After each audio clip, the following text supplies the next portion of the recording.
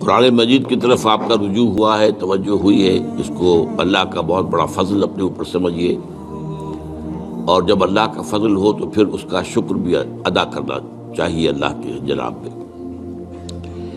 میں آپ سے ایک عجیب بات کہہ رہا ہوں، شاید آپ کو بہت وہ نئی سی لگے گی۔ قرآن کو ایسے پڑھیے جیسے بدو پڑھتے تھے۔ بدو نہ فلسفی تھے، نہ منطقی تھے، نہ سائنسدان تھے، نہ ابھی حدیثیں ان کے پاس تھی، نہ ابھی فقہ مرتب ہوئی تھی۔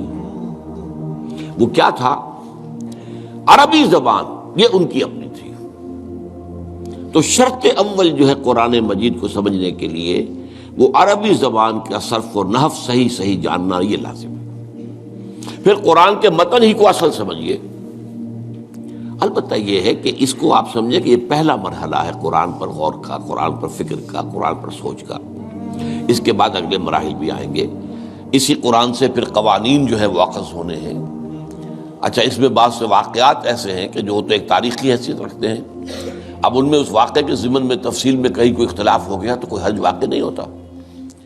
ابھی میں مثال دیا کرتا ہوں کہ میں چند جملے ابھی آپ کے سامنے یہاں ادا کروں، اور پھر 10 منٹ کے بعد پوچھا جائے آپ سے تو ہر شخص جو ہے اس کو کہے گا، وہ جواب جو میرا دے گا وہ مختلف ہوگا اس کا، اس میں اس کی اپنی بات بھی شامل ہو جائے گی۔ اور سوچ میری بات سنتے ہوئے بھی جو اس کا سبجیکٹو مائنڈ ہے وہ اس کے اندر اس وقت حاضر ہوگا، وہ اس سے اس کوئی نہ کوئی نتیجہ از خود اپنی اس سبجیکٹو مائنڈ کے حوالے سے حاصل کرے گا، وہ بیان کرے گا۔ تو ان چیزوں میں احادیث میں اگر کوئی اختلاف بھی ہو جائے تو اس میں پریشان ہونے کی ضرورت نہیں ہے۔ ابھی ہمارے ہاں یہ جمعے کے اجتماعات میں حدیث جبرائیل جو ام السنہ کہلاتی ہے، جیسے سورہ فاتحہ ام القرآن ہے، ایسے حدیث جبرائیل ام السنہ ہے، سنت کی جڑ اور ماں۔ اب اس کی جو روایات آئی ہیں اس میں مختلف اختلاف ہے، الفاظ کا اختلاف ہے، ایسنس ایک ہے، مفہوم ایک ہے، الفاظ میں بڑا فرق ہے، تفاصیل کا فرق ہے۔ تو اس حوالے سے اس میں گھبرانے کی ضرورت نہیں ہے۔ پھر یہ کہ فقہی معاملات کے اندر اختلافات ہو گئے، وہ بھی نیچرل ہیں۔ آپ کو معلوم ہے کہ ایک ہی مقدمہ ہوتا ہے، 8 جج بیٹھے ہوئے ہیں ایک بینچ پر، 5 کا فیصلہ ایک ہے، 3 کا ایک ہے، اور بھی تقسیم ہو سکتی ہے۔ قانون وہی، اور یہ میں بات کر رہا ہوں سپریم کورٹ کی یا ہائی کورٹ کی، وہاں پہ تو ظاہر بات ہے وہ نئے بیانات نہیں لیے جاتے، وہ جو بھی فائل ہے وہ تو بہت پہلے سے تیار ہو چکی ہے، اس کے اوپر بحث ہوتی ہے، صرف اسی سے اخذ کیا جاتا ہے، مطلب ان کا وہی رہتا ہے، اس کے اندر تبدیلی نہیں ہو سکتی، اس موقع پر کوئی نئی گواہی نہیں آتی۔ تو اس اعتبار سے ان چیزوں پہ گھبرانے کی ضرورت نہیں ہے۔